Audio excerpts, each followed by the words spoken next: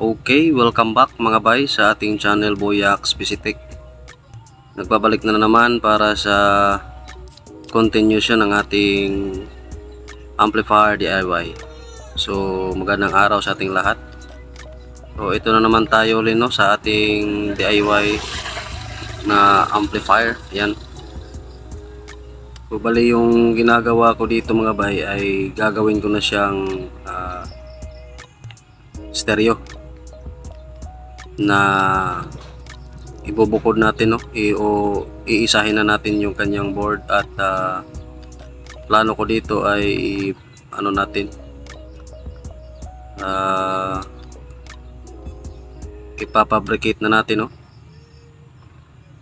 fabrication yan. So teka lang, may problema. So ayusin natin yung circuit kasi yung input natin yan shorted. So tanggalin na natin yung short. So ayan mga bay bali yun nga yung plano ko dito ay ipapabricate na natin siya sa manufacturer. Try natin kung anong magiging resulta nito. Kaya yung nilagyan ko na rin siya ng pot bawat channel driver natin kasi para makapag-adjust tayo ng bias.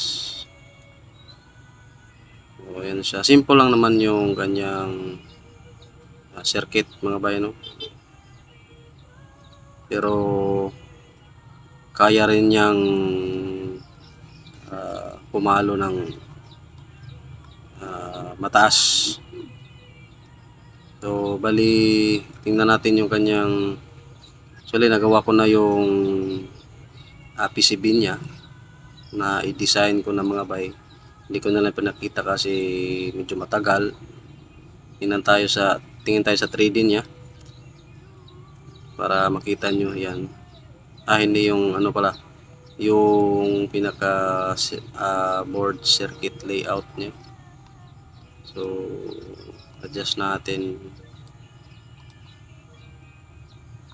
So yan yung kanyang layout sa board. Tingnan natin yung kanyang pinaka 3D mga bay para makita natin yung kanyang pinaka board kasama na yung ating mga pyesa ayan. So sa mga hindi pa nakapag-subscribe, subscribe na sa ating channel mga bayan. Sandali lang yung video natin. Dito merong hindi na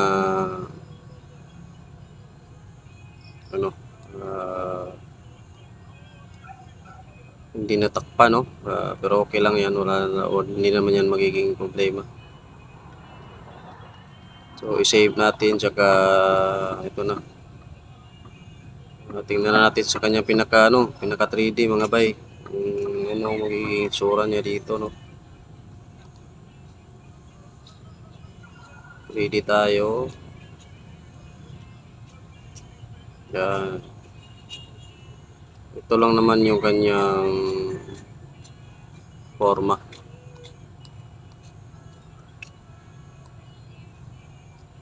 Yun siya, ganyan siya mga bay.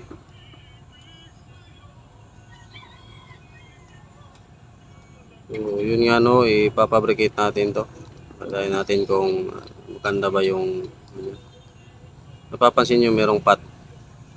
So dyan natin i-adjust yung kanyang pinaka DC out, kumbaga.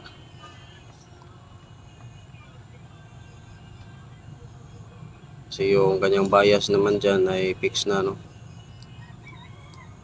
yung DC out yung i-adjust nya. So ayan, balik tayo dito.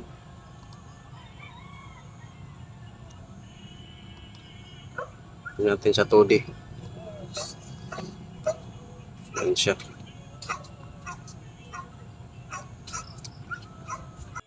Ganyan yung magiging itsura niya mga bay. Kung board no, o matapos na yung board. So yan yung magiging itsura niya. Yan, so kung napapansin nyo no, medyo okay naman tingnan. Ah, so sana ay magtagumpay din to mga bay no. Para at least meron na tayong medyo maganda-gandang design ng DIY natin. So ganyan siya no. Yan. So ang gagawin ko dito mga bay ay susubukan ko ng ipagawa to no online. At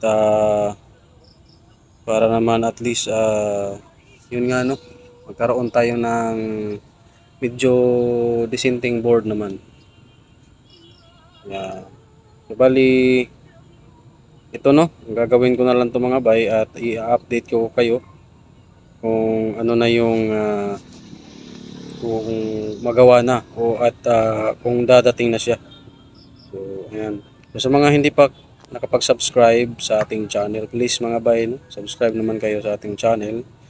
At huwag kalimutang hit yung ating notification bell para updated naman kayo sa mga bago nating ginagawang video mga bay no. So hanggang dito na lang muna tayo mga bay. At kasi gagawin ko pa dito ay papabrication natin no para at least yun nga no, magkaroon tayo ng dissenting board. So okay. So maraming salamat sa inyo mga bay at sana patuloy pa rin yung subaybayan yung ating mga ginagawa dito no. At sana nakakatulong din tayo mag-share ng mga panibagong kaalaman o mga teknik din no.